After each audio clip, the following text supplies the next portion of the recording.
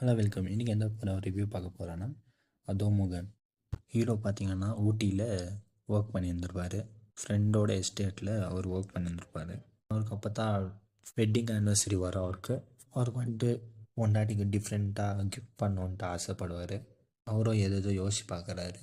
அப்போ வேலை பண்ணுறவர்கிட்டே சஜஷன் கேட்குறாரு.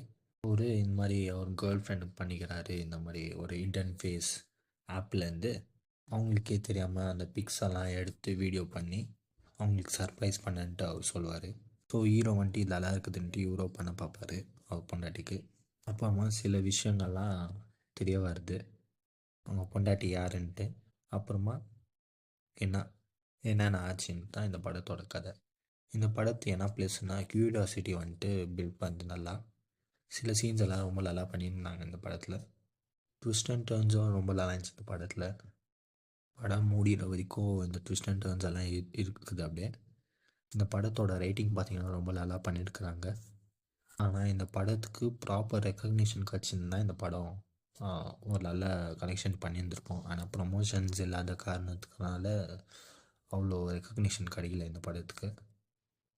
படத்தோட ஸ்க்ரீன் ப்ளேவும் அதே மாதிரி ரொம்ப நல்லா பண்ணியிருக்கிறாங்க. இந்த படத்து எண்டில் பார்ட் 2க்கு லீடு கொடுத்துட்டு தான் முடிச்சிருக்கிறாங்க. ஸோ பார்ட் 2 எதிர்பார்க்கலாம். ஓவரால் இந்த படம் எப்படின்னு பார்த்தீங்கன்னா மஸ்ட் வாட்ச்னே சொல்வேன். ஃபேமிலியோட பார்க்குற மாதிரி தான் இருக்குது இந்த படம். போய் பாருங்கள். தேங்க்யூ.